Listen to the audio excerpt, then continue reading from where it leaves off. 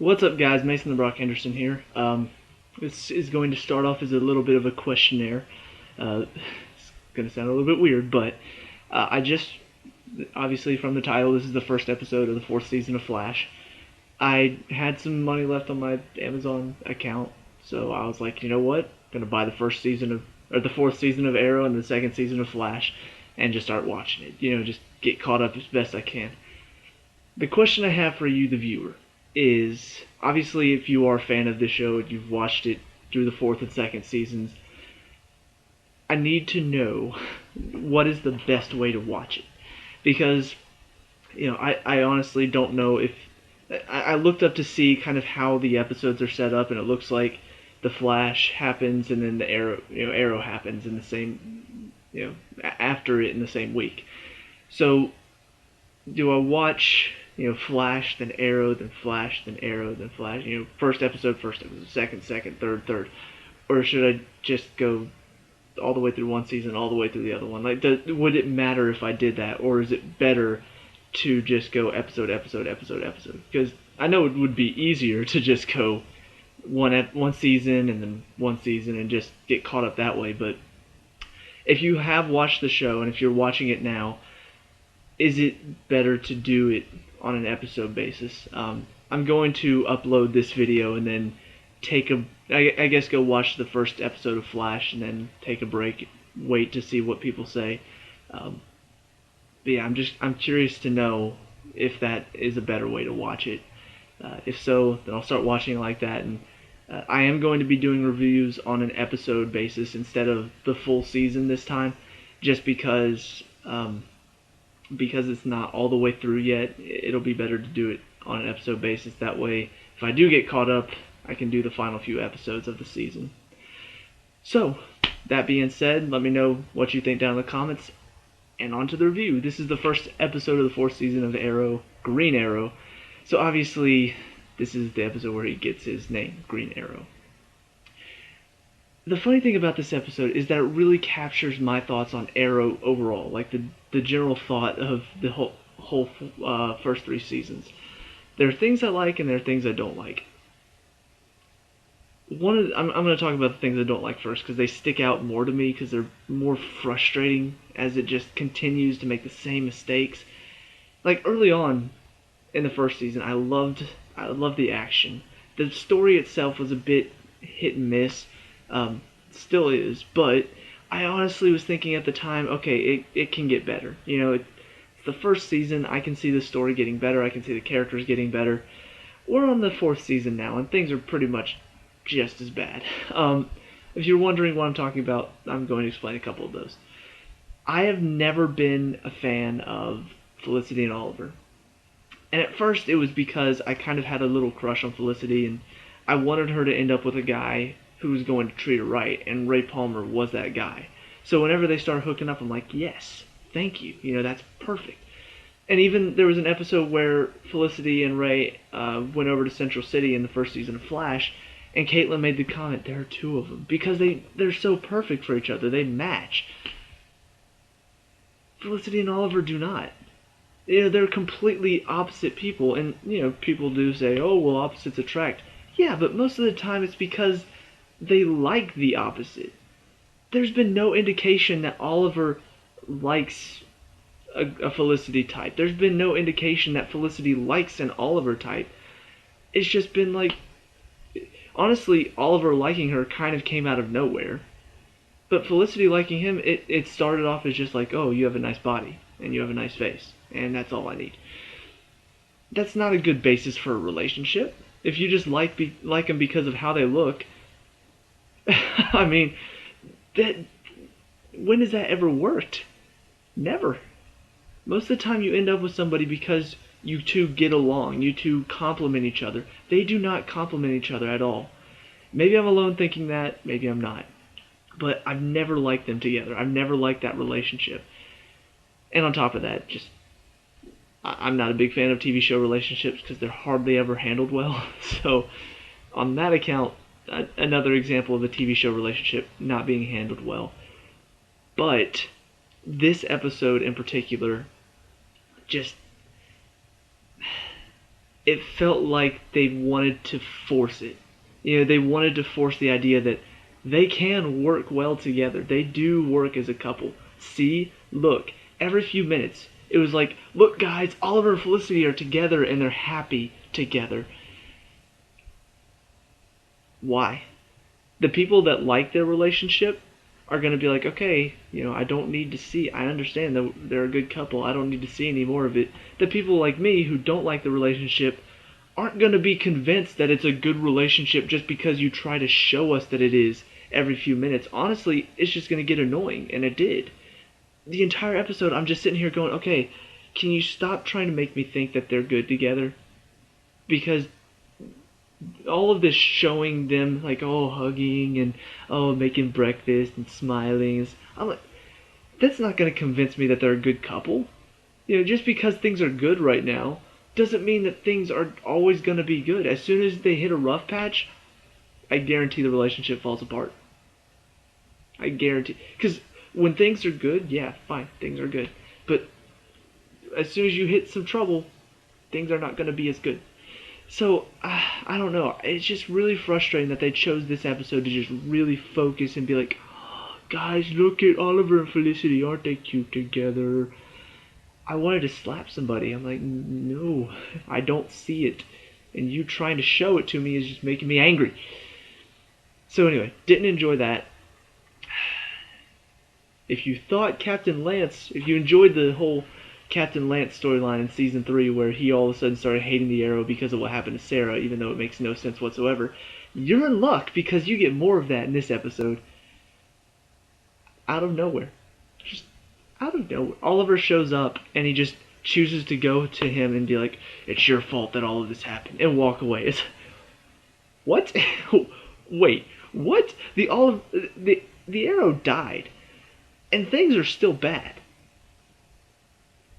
Shouldn't that prove that it wasn't really him? And the whole thought process behind it in the first place was bad enough. Like to blame Sarah's death and all of this stuff that happened on Oliver is stupid enough.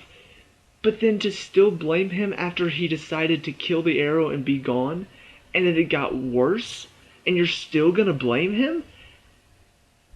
How? Why? Other than just to create conflict. It just doesn't make any sense, and it frustrated me.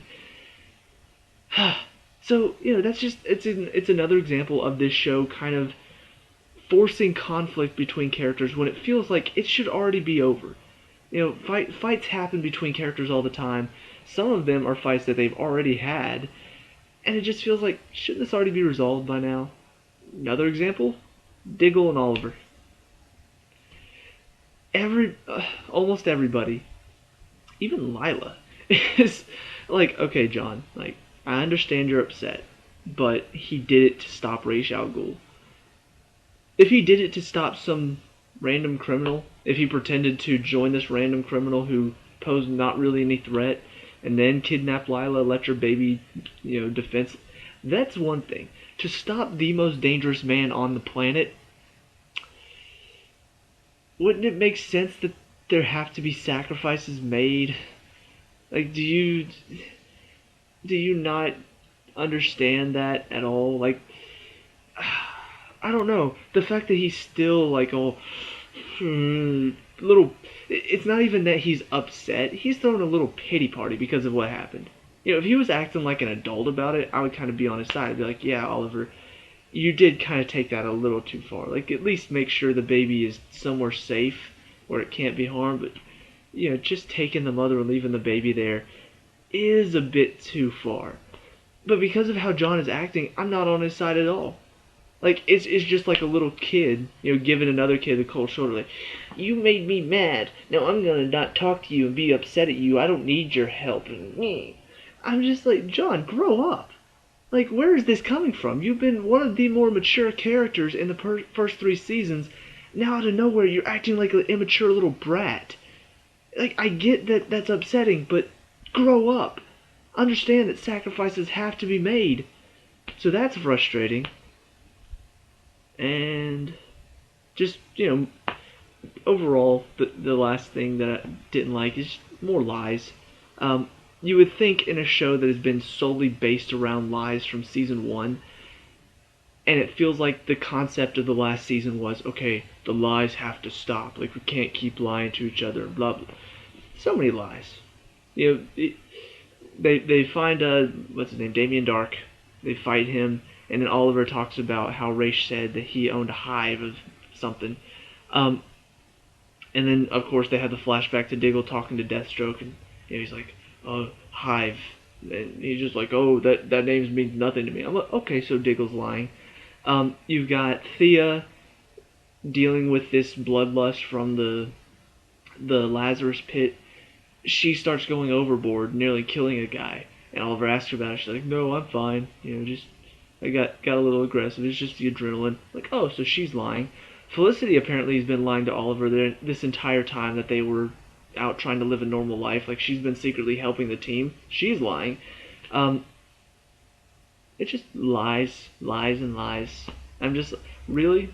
And the funny thing is that Oliver's been the one lying for most of the first three seasons. Like, he has been the one that couldn't trust anybody with these truths. He didn't want to tell them because he was worried. But now all of these people are lying for selfish reasons. Oliver's lies, yeah, some of them were selfish, but there were some that you kind of understand. You can't tell Thea that you're the Arrow. You can't tell so and so that you're the Arrow because that puts them in serious danger. You understand that as the audience. These lies don't feel like there's a purpose to them other than I'm just going to keep it to myself because I don't want to tell you. It just feels very selfish. I'm like, really? Are we going to deal with more lies? And once they finally, I'm sure there's going to be an episode where Thea goes really crazy and kills somebody, and I was going to be like, why didn't you tell me this? I'm sure there's going to be an episode where they're taking on Hive or something, and then Deadshot appears, and why didn't you tell me Deadshot knew about Hive? And there's just going to be so much of that, and it's frustrating that all of these lies are going to be kept until the last minute, and then it's going to cause more conflict between characters, because it feels like the basis of this show is one character lies to another, and now they're mad at each other. I'm not talking to you. Then they fix it in the end. Actually, I just lied. There's one more thing that frustrated me. Actually, this kind of goes along with the whole liar storyline. But it's in a sense of you've already done this as well. In the very first episode of the first season, we find out, Oliver's doing all this stuff as the Hood. He's taking out all these people. You find out that, this guy named Malcolm Merlin is, Malcolm, you don't know his last name until later. You find out that he's behind it, and then Oliver's mom shows up, and you realize she's working with him. So Oliver's mom is a part of this group. And I'm just like, you could have kept that a secret. You didn't have to show us that in the very first episode. It feels like it's doing that again in this season. In the very first episode, they reveal, oh, Captain Lance is working with Damien Dark. And just, I was like, really? As soon as somebody walked in, and he's just like, I'm sorry about your arm. I'm like, really? You're going to show us that Captain Lance is working with him in the very first episode of this season? Are you stupid? Like, where's the mystery? You could have done this so much better. You have them taking on Damien Dark and his little group, and then you start to realize, oh wait, maybe there's somebody in the police force that's helping him. Oh, well, we need to find out who it is. We need to stop him. And then they start to realize, wait, there's only one person with this much power in the police force that can possibly cause this much damage. It can't be Captain Lance, can it? And then Laurel's having to deal with the struggle of, oh, but it might be. But now that we know as the audience, there's going to be no shock whenever they find out later that Lance is working with him. It takes away from the mystery. It takes away from the shock and awe later. And it feels, where the first season there was no shock and awe because we hardly had any time to get accustomed to these characters. This one did have a bit more because it's like, why, Captain Lance? Why would you do that? Because we know these characters now. But it still takes away from the mystery from the rest of the season where there's some police officer working with them and we're eyeing everybody suspiciously, and then, oh, it's Captain Lance. That would have been so much more fun. Now all that fun is gone. So that's all for the things I didn't like. Yeah, it sounds like I really didn't like this episode, but honestly, like I said, this is just another Arrow episode for me. I didn't like all that stuff, but overall it was still average episode. I didn't hate it. I hated those scenes where they're trying to force the Felicity Oliver. They're doing more lying and stuff like that. I hate those scenes, but I still enjoy the episode. I still find it enjoyable because they have good action. Some of the characters are fun to be around, and just overall, the whole DC tends to handle these characters, superpowered characters, and fighting characters.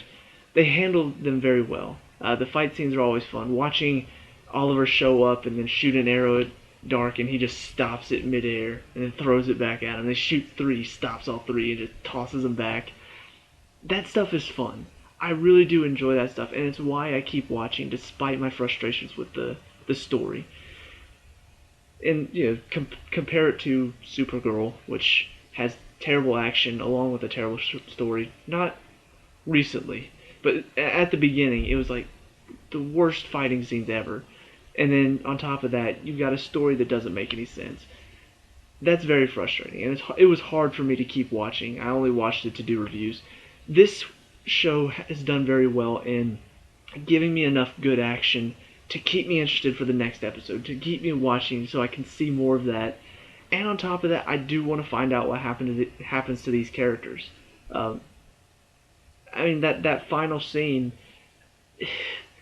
you could say, well, that's just revealing stuff way too early again, just like with Captain Lance. True, but at the same time, it does make me interested to see whose grave is that. Like, is it Felicity? Is it Laurel? Is it Captain Lance? Is it Thea? There are so many different people it could be that would upset Oliver. And it does beg the question, how did that happen?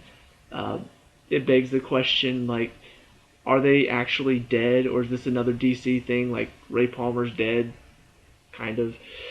Like, he blew up in his building, and now Felicity's running it. I'm just waiting for him to show up in his Atom suit. Because, well, I already know he survives because of Legends of Tomorrow, but also, this show is pretty, what's the word, cavalier as far as killing off characters, but not really killing them off. I mean, Sarah's died twice. Actually, she's died 3 times. First on the boat, second time on the boat with Slade, and then again in present time. Oliver, everybody thought he died. Actually, they tried to convince us he died when he fought Raish. Who else? Thought Slade died. Thought Deadshot died twice. I'm still waiting for him to come back because I'm sure he wasn't on that building when it exploded. Yeah, so there are several characters that have died, and not really. They've come back later. So I'm wondering if this is going to be another one of those moments where this character, whoever it is, dies. 6 months from now, and ultimately they still get brought back anyway. So just a few thoughts running around in my mind. So anyway, those are my thoughts overall in this episode. I really do enjoy kind of seeing the group fighting together. I really wish that Roy would come back just because we could have Arsenal and Speedy and Green Arrow all fighting with bow and arrow. That would be sick. Hopefully he makes a return in this season, but we'll see.